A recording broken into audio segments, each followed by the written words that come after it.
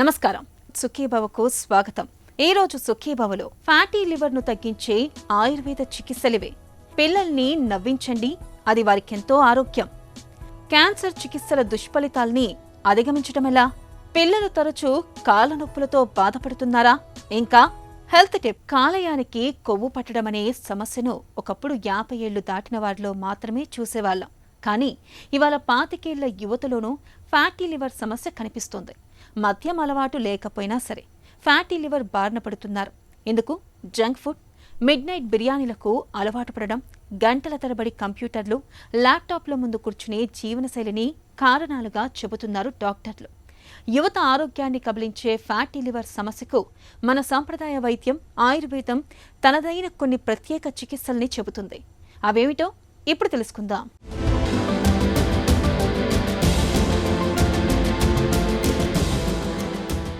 సాధారణంగా ఒంట్లో, గొంతు దగ్గర, పొట్టలో, చేతుల్లో, పిరుదుల్లో, తొడల్లో కొవ్వు పేరుకుపోవటం గురించి అందరికీ తెలిసిందే. అలాగే శరీరం లోపల కాలేయంలో కూడా కొవ్వు పేరుకుపోతూ ఉంటుంది. కాలేయంలో కొవ్వు పేరుకుపోవడాన్ని ఫ్యాటీ లివర్ అంటాం. ఇవాళ యువతరంలో కాలేయంలో కొవ్వు పేరుకుపోవడం అనేది చాలా ఎక్కువగా ఉంటుంది.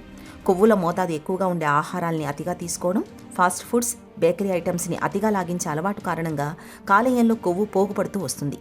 అవసరానికి మించి ఆహారం తీసుకున్నప్పుడు ఉపయోగించకుండా మిగిలిపోయిన శక్తినంతా శరీరం కొవ్వుగా మార్చేస్తుంది. అలాగే మన కాలేయం కూడా మెటబలైజ్ కాని కొవ్వునంతా కాలేయం కొవ్వు రూపంలో నిల్వ చేస్తుంది. ఇలా ఎక్కువ కాలం కొనసాగితే కాలేయంలోని కణాలు కొవ్వు కణాలతో భర్తీ అయిపోతూ ఉంటాయి. సాధారణంగా కాలేయం మొత్తం బరువులో 5-10% కొవ్వు ఉంటుంది. ఇలా పేరుకునే కొవ్వు 10% మించి పెరిగితే దాన్ని ఫ్యాటీ లివర్గా చెబుతారు. ఫ్యాటీ లివర్ డిజార్డర్స్ ఈరోజు చాలామంది యువత లోపల అత్యధికంగా మామూలు టెస్ట్లలో, అల్ట్రాసౌండ్ పరీక్షలలో కానీ లిపిడ్ ప్రొఫైల్ పరీక్షలలో బయటపడుతున్నారు. విచిత్రం ఏంటంటే నాన్ ఆల్కహాల్, ఆ పిల్లల యువతలో అసలు ఆల్కహాల్ అలవాటే లేదు, ఆల్కహాల్ తీసుకునే సమస్య లేదు. నాన్ ఆల్కహాల్స్ లోపల కూడా ఫ్యాటీ లివర్ మాడిఫికేషన్స్ జరుగుతున్నాయి. సాధారణంగా మేము ఒక శాస్త్రీయ డేటా చూసినట్టయితే 20-40% డిఫరెంట్ లివర్ వ్యాధులు రావడం, అంటే సాధారణంగా ఫ్యాటీ లివర్స్ ఉండడం, నాన్ ఆల్కహాలిక్ ఫ్యాటీ లివర్స్ ఉండడం, లివర్లో scarring, fibrosis, cirrhosis, liver cancer modifications, ఇవి జనరల్గా చూస్తాం. అయితే విచిత్రంగా మద్యపానము, తాగుడు అలవాటు లేని వాళ్ళల్లో, యువతలో, సర్టెన్ డాక్టర్స్లో కూడా మేము ఈ ఫ్యాటీ లివర్ మేనిఫెస్టేషన్ను చూస్తున్నాం. అయితే ఇది కొంత చర్చించుకోవాల్సినటువంటి టాపిక్. మద్యపానం అలవాటు లేకుండా ఫ్యాటీ లివర్ రావడానికి కారణం ఏంటంటే, ఒకటి 50% వరకు డయాబెటిక్స్ లోపల ఈ ఫ్యాటీ లివర్ వస్తుంది. 20-25% ఓవర్ వెయిట్ ఉండడం, 80 కిలోలు 90 కిలోలు పరిధిని మించి వెయిట్ ఉండడం చేత ఈ ఫ్యాటీ లివర్ ప్రాదుర్భావానికి కారణమవుతుంది. ఆహారంలో కంట్రోల్ లేకుండా junk food, fast food, refined sugars అత్యధికంగా ఉండే కూల్ డ్రింక్స్, బ్రివరేజెస్, ఎస్పెషల్లీ సమ్మర్లో మనం ఎవరిని ఆపలేము. ఇట్లాంటివి కూల్ డ్రింక్స్, బ్రివరేజెస్ ఇవన్నీ అంటే రిఫైన్డ్ షుగర్స్ అత్యధికంగా చేర్చి తయారు చేసి పెట్టేటువంటివి. అట్లాగే ప్రాపర్ వ్యాయామం లేకపోవడం చేత ఇదమిద్దంగా అసలు వ్యాయామే ఉండదు, వాళ్ళ పనులు, వాళ్ళ శ్రద్ధ, వ్యాయామం లేకపోవడం చేత శరీరం లోపల overweight, obesity and pathological turnup కింద మారుతుంది. ఇవే కాకుండా వైటమిన్ ఏను అనవసరంగా వాడడం చేత కూడా మనకు ఈ నాన్ ఆల్కహాలిక్ ఫ్యాటీ లివర్స్ వస్తున్నాయి. అట్లాగే కొన్ని ప్రత్యేకమైనటువంటి స్టీరాయిడల్ ఔషధాలు, ప్రెడ్నెసోల్ కానీ డెక్సామెథసోన్ లాంటి ట్యాబ్లెట్లని, ఇంజెక్షన్లని అనవసరంగా ఆటో ఇమ్యూన్ డిజార్డర్స్ లోపల విపరీతంగా వాడినట్టయితే కూడా శరీరంలో కొన్ని మార్పులు చేసుకుంటున్నాయి. ఇవన్నీ కూడా ఏంటంటే ఓవర్ వెయిట్ వస్తుంది. ఓవర్ వెయిట్ రావడం చేత శరీరం లోపల అధిక వెయిట్ రావడం చేత పెరిఫెరీలో ఉండేటువంటి టిష్యూస్ అన్నీ కూడా ఫ్యాట్ కణజాలంతో నింపుతాయి. ఫ్యాట్ కణజాలము ఒక స్టేజ్ దాటిపోయినప్పుడు శరీరము కంట్రోల్ నియంత్రణ కోల్పోయి అది ఎండోక్రైన్ గ్లాండ్ లాగా యాక్ట్ చేసి ఫ్రీ ఫ్యాటీ యాసిడ్స్ను శరీరంలోకి పంపు చేయడం, అవి లివర్కు సంబంధించినటువంటి పోర్టల్ వీనస్ సిస్టంలోకి డైరెక్ట్గా పంపు చేయబడ్డం చేత లివర్ అనేటువంటిది ఫ్యాటీ కణజాలంతో నింపబడి మనకు అనేకమైనటువంటి రుగ్మతలకు, ఆకలి తగ్గిపోవడం, లేజినెస్ రావడం, తర్వాత లివర్ ఫంక్షన్స్ లోపల తేడాలు రావడము, యాక్టివ్గా ఉండకపోవడము, స్లీప్లెస్నెస్ రావడము, ఇవన్నిటికి కూడా కారణభూతమైంది. కాలేయంపై కొవ్వు చేరుతోందని పరీక్షలో తేలినప్పుడు ఆహార విహారాల్లో ప్రత్యేక జాగ్రత్తలు తీసుకోవడం మొదలుపెట్టాలి. తినే తిండి, తాగే నీరు కలుషితం కాకుండా చూసుకోవాలి. మితాహారం, సాత్వికాహారం తీసుకోవటం మేలు. మాంసాహారాన్ని, కారం, మసాలాలు, నూనెలు, వేపుళ్ళని బాగా తగ్గించాలి. ద్రవాహారాల్ని, తేలికగా అరిగే ఆహారాలను ఎక్కువగా తీసుకోవాలి. వంటకాల్లో ఉప్పుని ఎంత తగ్గిస్తే అంత మంచిది. డార్క్ చాక్లెట్, వాల్నట్స్, పెరుగు, దాల్చిన చెక్క వంటి వాటికి ఫ్యాటీ లివర్ని అడ్డుకునే సామర్థ్యం ఉంది. అయితే వీటిని విడివిడిగా కాకుండా కలిపి తీసుకోవటం మేలు. ఖర్జూరాలు, వాల్నట్స్ని వారంలో 2 సార్లు తింటే కాలేయ వాపు, ఇన్ఫెక్షన్లను అడ్డుకోవచ్చని అధ్యయనాల్లో తేలింది. అలాగే డార్క్ చాక్లెట్స్ని డ్రైనట్స్తో కలిపి తింటే వాటిలోని యాంటీ ఆక్సిడెంట్లు కాలేయ కణాలు దెబ్బతినకుండా కాపాడతాయట. అలాగే యాపిల్, తేనె, దాల్చిన చెక్క పొడి మేళవింపు కూడా ఫ్యాటీ లివర్ నుంచి మంచి ఉపశమనం కలిగిస్తుందని నిపుణులు చెబుతారు. అదే సమయంలో తినకూడనివి కూడా కొన్ని ఉన్నాయి. ముఖ్యంగా చక్కెర, ప్రాసెస్ చేసిన పదార్థాలు కాలేయానికి చేటు చేస్తాయని గుర్తుంచుకోవాలి. మేము సాధారణంగా ఆయుర్వేదంలో కూడా అల్ట్రాసౌండ్ పరీక్షల ద్వారా, లివర్ ఫంక్షన్ టెస్ట్ల ద్వారా, తర్వాత క్లినికల్ బయాస్ ద్వారా మేము ఈ వ్యాధిని నిర్ధారించినప్పుడు మా చికిత్సా పద్ధతులు మిగతా వాళ్ళతో డెఫినెట్గా డిఫరెంట్గా ఉంటాయి. ఎందుకంటే ఆయుర్వేదం మొదటి నుండి కొన్ని వేల సంవత్సరాల నుండి కూడా లివర్ వ్యాధులకి ఒక ప్రత్యేకమైనటువంటి చికిత్సా తంత్రాన్ని, యంత్రాన్ని మనము డెవలప్ చేశారు. సక్సెస్ఫుల్ ప్రొసీజర్ ఈరోజు కూడా. దీని లోపల మనము కొన్ని శోధన చికిత్సలు, శమన చికిత్సలు అనేటువంటి 2 రకాలు.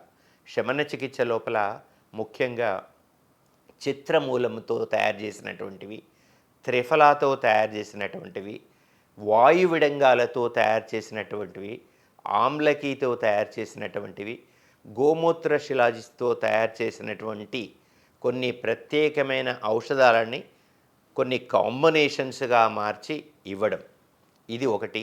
ఇది 3 నెలలు ఇవ్వడం, దాని రెస్పాన్స్ చూసుకోవడం. ఒకవేళ రెస్పాన్స్ లోపల మనం అనుకున్న రీతి లోపల మార్పులు లేకపోయినప్పుడు శోధన చికిత్స, డీటాక్స్ థెరపీ, దీనిలో అభ్యంగనము, విరేచనము, లేఖన బస్తీ అనేటువంటి ప్రక్రియల ద్వారా మేము చికిత్స చేస్తాం. దీనిలో ఏంటంటే లేఖన బస్తీ అనేటువంటిది ఒక ప్రత్యేకమైనటువంటి చికిత్సా పద్ధతి. దీనిలో లేఖన ద్రవ్యాలైనటువంటి వాయువిడంగాలు, చిత్రమూలము, త్రిఫల, గోమూత్రంతో కలిపి మల మార్గము గుండా 7 నుండి 14 రోజులు 100 to 200 ml మనము ఇవ్వడం ద్వారా శరీరం క్లెన్సింగ్, డీటాక్స్ జరిగి శరీరం లోపల, లివర్ లోపల పేరుకుపోయినటువంటివి ప్రత్యేకమైన ఈ ఫ్రీ ఫ్యాటీ యాసిడ్స్ నిరోధింపబడి నార్మల్గా లివర్ రావడానికి 5 నుండి 6 సంవత్సరాలు పడుతుంది. సో ఇట్లాంటి చికిత్సలు మనం పూర్తిగా రాకుండా చూసుకోవడం ద్వారా ఆయుర్వేదం కానీ మిగతా చికిత్సా పద్ధతులలో మనం అవసరం లేకుండా మన జీవన శైలి లోపల, లైఫ్ స్టైల్ వ్యవహారాలలో మార్పులు చేసుకోవడం ద్వారా ఈ నాన్ ఆల్కహాలిక్ ఫ్యాటీ లివర్స్ కానీ, ఫ్యాటీ లివర్స్ కానీ, లివర్ వ్యాధులు కానీ ప్రివెంట్ చేసుకోవడం ద్వారా తద్వారా రాగలిగేటువంటి సిర్రోసిస్, లివర్ క్యాన్సర్ వ్యాధులను కూడా మనం 100% కంట్రోల్ చేసుకోవచ్చని చెప్తున్నాను. ఫ్యాటీ లివర్ బాధితులకు నువ్వుల నూనె, ఆవు పాలు, ఆవు పెరుగు, ఆవు నెయ్యి కాలేయానికి మేలు చేస్తాయని చెబుతుంది ఆయుర్వేదం. ఇక నిమ్మరసం, అల్లం, వెల్లుల్లి, తేనె, కొత్తిమీర, ఉసిరికాయల్ని ఏదో ఒక రూపంలో తరచూ తీసుకుంటూ ఉండాలి. పొగ, మద్యం, బేకరీ పదార్థాలు, శీతల పానీయాలు, జంక్ ఫుడ్కి ఎంత దూరంగా ఉంటే కాలేయానికి అంత మంచిది. కాలేయాన్ని ఆరోగ్యంగా ఉంచుకునేందుకు దినచర్య, ఋతుచర్య, జీవనశైలికి సంబంధించి క్రమశిక్షణ పాటించాలని చెబుతుంది ఆయుర్వేదం. వేళకు భోజనం చేయడం, రాత్రిపూట సాధ్యమైనంత త్వరగా పడుకోవడం అనేవి కాలేయం పైన ఒత్తిడిని తగ్గిస్తాయి. కాలేయాన్ని ఆరోగ్యంగా ఉంచేందుకు ఆయుర్వేదంలో కొన్ని ప్రత్యేకమైన ఔషధాలు అందుబాటులో ఉన్నాయి. అమలకి, కుమారి, భృంగరాజ, పునన్నవ, గుడూచి, ఇష్టిమధు, హరిద్ర, కటుకరోహిణి, చిత్రమూలం, భూమ్యామలకి వంటి ఔషధాల్ని నిపుణుల పర్యవేక్షణలో కొంతకాలం పాటు వాడుకుంటే మంచి ఫలితం ఉంటుంది. క్యాన్సర్ చికిత్సల దుష్ఫలితాల్ని అధిగమించడం ఎలా?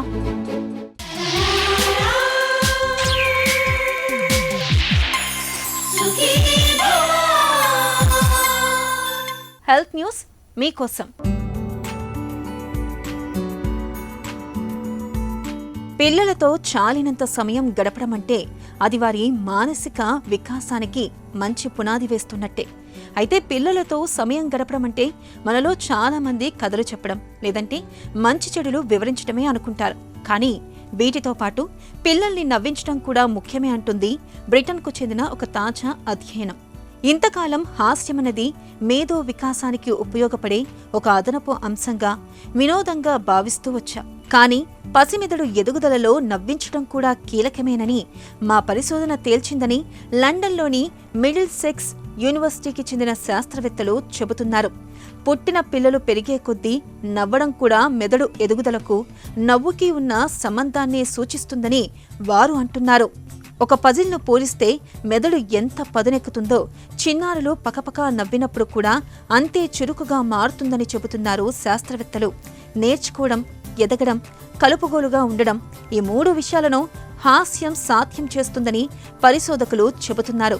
ఒక జోక్ చెప్పగానే దాన్ని అర్థం చేసుకుని నవ్వడం కూడా పిల్లలు తప్పనిసరిగా నేర్చుకోవాల్సిన ఒక నైపుణ్యం.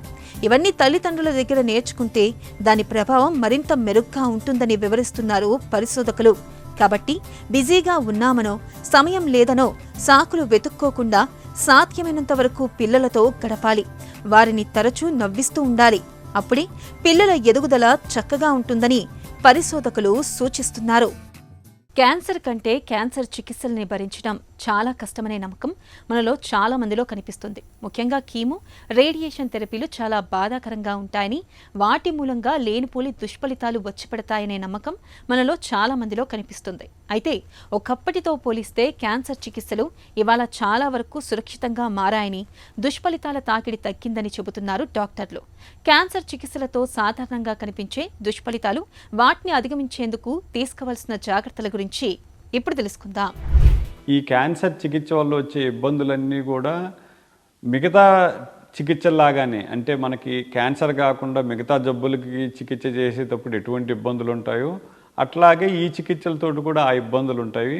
అవన్నీ మనం పూర్తిగా వాటి నుంచి బయటపడి రికవరీ అవటానికి అవకాశం ఉన్న ఇబ్బందులే ఎక్కువ శాతం మనకు ఎదురవుతూ ఉంటాయి. క్యాన్సర్ తీసుకునే సమయంలో ఎస్పెషల్లీ మనకి కీమోథెరపీ రిలేటెడ్ ట్రీట్మెంట్లో ఈ నీరసం అనేది ఎక్కువ మందిలో ఉంటుంది.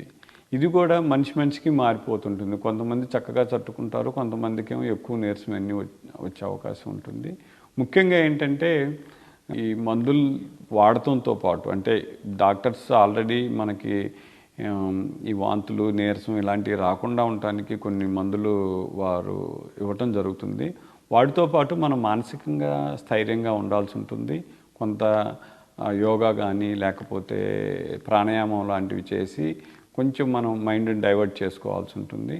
అట్లాగే ఆ శారీరకంగా మనకి వచ్చే ఇబ్బందిని, ఈ నిస్సత్తుని అధిగమించాలి అంటే ఇప్పుడు వీరికి ఆహారం ఆరోగ్యంగా ఉన్న వాళ్ళలాగా ఒకేసారి ఎక్కువ మోతాదులో ఆహారం తీసుకోలేని పరిస్థితి ఉంటుంది. సో అందుకని వీళ్ళు ఏంటంటే చిన్న చిన్న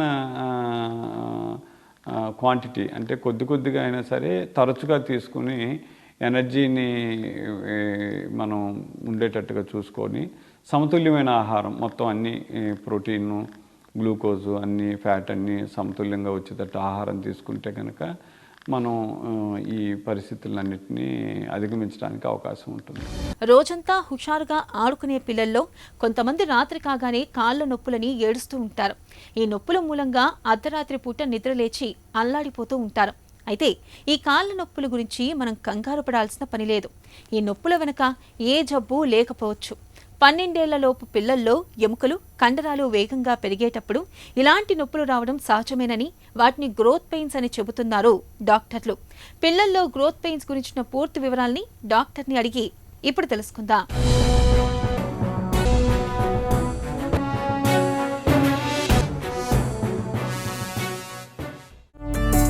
గ్రోత్ పెయిన్స్ అంటే ఏంటి? పిల్లల్లో మనము ఈ కాళ్ళ నొప్పులతో వచ్చే వాళ్ళు పేరెంట్స్ తీసుకొస్తూ ఉంటారు అనమాట. యూజువల్ ఏజ్ గ్రూప్ వచ్చేసరికి 3 years దాటిన తర్వాత 3 to అడాలసెంట్ ఏజ్ వరకు, 12 years ఏజ్ గ్రూప్లో వరకు కొంచెం ఈ పెయిన్స్, లెగ్ పెయిన్స్ కామన్గా కంప్లైంట్ చేస్తూ ఉంటారు. అంటే సమ్టైమ్స్ గ్రోయింగ్ పెయిన్స్ అని అలా అంటాము. పిల్లల్లో రాత్రిళ్ళు ఎందుకు ఎక్కువగా కాళ్ళ నొప్పి వస్తూ ఉంటుంది?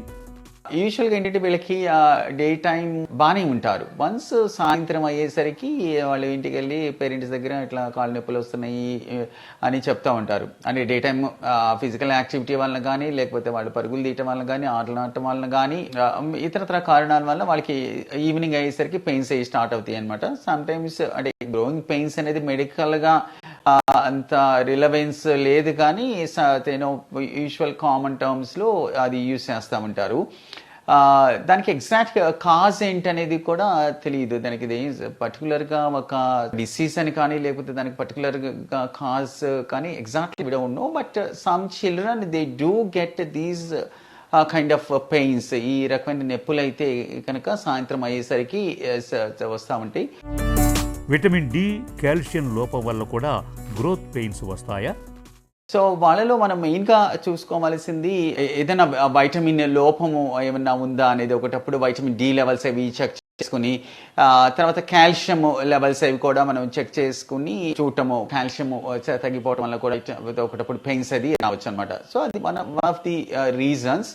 సో కంటిన్యూస్గా తన పెయిన్స్ అయి కంప్లైంట్ చేస్తూ ఉంటే that is the one thing who could do that. Vitamin D levels, calcium phosphate and alkaline phosphatase అంటారు. సో అది ఒకసారి బోన్ ప్రొఫైల్ అంటారు అనమాట. అది ఒకసారి చెక్ చేసుకుంటే దానిలో ఏదైనా డెఫిషియన్సీ ఉంటే కనుక దానికి తగినట్టుగా కరెక్ట్ చేసుకుంటే సరిపోతుంది. అది కాల్షియం డెఫిషియన్సీ కానీ, లేకపోతే వైటమిన్ డి తక్కువ ఉంటే కనుక వైటమిన్ డిని సప్లిమెంట్ చేయటం కానీ, దాని వలన ఈ పెయిన్స్ వచ్చి ఉంటే కనుక అది తగ్గిపోతాయి.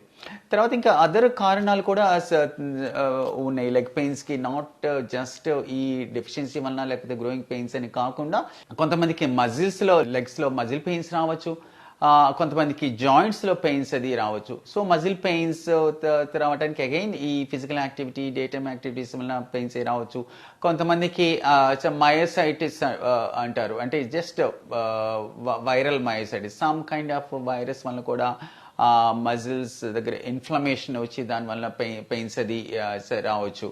సో ఆ వైరల్ కైండ్ మయోసైటిస్ అయితే కనుక అది యూజువల్గా తగ్గిపోతుంది. దానికి పెద్ద మెడికేషన్స్ కూడా ఇవ్వాల్సిన అవసరం లేదు. ఇన్ఫాక్ట్ ఆల్ కొంచెం పెయిన్స్ ఉన్నప్పుడు పారాసిటమాల్ కానీ అలా or sometimes anti inflammatory medications కానీ ఇస్తే సరిపోతుంది. యూజువల్గా పారాసిటమాల్ ఇచ్చినా సరిపోతుంది.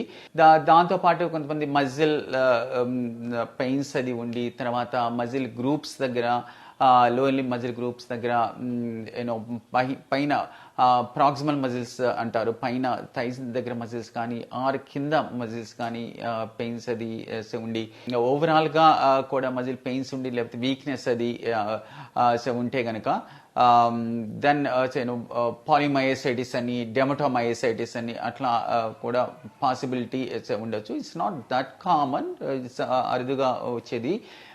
ఒకవేళ ఆ సస్పిషన్ ఏమైనా ఉండి, అంటే ఒట్టి మజిల్ పెయిన్స్ అని కాదు, కొంచెం వీక్నెస్ అది కూడా ఉంటే కనుక మజిల్ గ్రూప్స్లో దానికి సంబంధించిన టెస్ట్స్ ఉంటాయి. సిపికే లెవెల్స్ అని ఇనీషియల్గా స్క్రీన్ టెస్ట్ చేస్తాము. దాని తర్వాత అవసరాన్ని బట్టి ఫర్దర్ ఇన్వెస్టిగేషన్స్ చేసుకుని కన్ఫర్మ్ చేసుకోవాల్సి వస్తుంది అనమాట. కాళ్ళల్లో నొప్పితో పాటు వాపు, జ్వరం ఉంటే ఏ సమస్యలని అనుమానించాలి?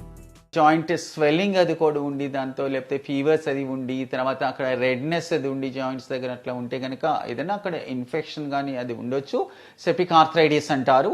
అది ఆ డౌట్ ఉంటే కనుక దానికి తగినట్టుగా కొన్ని test, blood test, full blood count అని, ఇన్ఫ్లమేటరీ మార్కర్స్ అని కొన్ని టెస్ట్ ఉంటాయి. తర్వాత ఆ జాయింట్స్ కి సంబంధించిన టెస్ట్లు, సో ఆటో యాంటీబాడీ స్క్రీనింగ్ అంటారు. సో అది కూడా చేసుకుని దాన్ని బట్టి ఇన్ఫెక్షన్ వలన వచ్చిందా septic arthritis or some auto immune conditions ఉంటాయి. తర్వాత కొన్ని రకాల conditions like juvenile idiopathic arthritis అంటారు. దానిలో కూడా ఈ ఏజ్ గ్రూప్లో ఈ పెయిన్స్ అది రావటము, స్వెల్లింగ్ అది ఉండటము, తర్వాత ఒక జాయింటే కాకుండా ఎక్కువ జాయింట్స్ ఇన్వాల్వ్ అవటము పిల్లల్లో అలా ఉంటుంది అనమాట. కాళ్ళ జాయింట్సే కాకుండా పై జాయింట్స్ కూడా, చేతుల దగ్గర జాయింట్స్ అది కూడా ఇన్వాల్వ్ అవ్వటం అట్లా ఉంటుంది. సో బేసికలీ అంటే ఒక తన క్లినికల్ ప్రెజెంటేషన్ని బట్టి, తన సిమ్టమ్స్ని బట్టి, తర్వాత మనం ఎగ్జామిన్ చేసినప్పుడు ఆ సైన్స్ని బట్టి, దాన్ని బట్టి నెంబర్ 1 ఇన్వెస్టిగేట్ చేయాలా, లేదా ఇన్వెస్టిగేట్ చేస్తే ఎంతవరకు ఇన్వెస్టిగేషన్స్ చేయాలి, రియల్గా ప్రాబ్లమాటిక్గా ఉండి ఇంకా మల్టిపుల్ సిమ్టమ్స్ నేను చెప్పిన అన్నీ ఉంటే కనుక దానికి ఫర్దర్ టెస్ట్ కూడా ఉంటాయి. ఫర్దర్ టెస్ట్ అవి కూడా చేసి దాన్ని బట్టి ఏంటనేది డయాగ్నోసిస్ తెలిస్తే దాని ట్రీట్మెంట్ అది ఈజీ అవుతుంది. పిల్లల్లో గ్రోత్ పెయిన్స్ విషయంలో తల్లిదండ్రులు ఏం చేయాలి? ఎక్కువ these kind of leg pains అనేది పిల్లల్లో వచ్చేది ఏమైనా డెఫిషియన్సీస్ ఉంటే కరెక్ట్ చేసుకోవటం, like vitamin D and calcium deficiency and ఈ గ్రోయింగ్ టైప్ ఆఫ్ పెయిన్స్ అయితే కనుక యూజువల్గా కొంచెం రెస్ట్ తీసుకుని, తర్వాత సిమ్టమాటిక్గా కొంచెం paracetamol sometimes anti inflammatory medications వాడితే అవి తగ్గిపోతాయి. కొన్ని రకాల ఎక్సర్సైజెస్ అవి కూడా ఉంటాయి, ప్యాసివ్ ఎక్సర్సైజ్ చేస్తే స్లోగా ఈ టైప్ ఆఫ్ గ్రోయింగ్ పెయిన్స్ తగ్గిపోతాయి. బట్ అవసరాన్ని బట్టి ఇంకా అదర్ సిమ్టమ్స్ ఏమైనా ఉంటే కానీ ఫర్దర్ టెస్టింగ్ అది చేసుకుని ఏంటనేది వన్స్ డయాగ్నోసిస్ తెలిస్తే దాని ట్రీట్మెంట్ పార్ట్ దానికి తగినట్టుగా ఉంటుంది అనమాట. పిల్లల్లో వచ్చే గ్రోత్ పెయిన్స్ గురించి కంగారు పడాల్సిన పని లేదు. అయితే కొన్నిసార్లు కాల్షియం, విటమిన్ డి లోపాల మూలంగా కూడా కాళ్లల్లో నొప్పులు రావచ్చని గుర్తుంచుకోవాలి.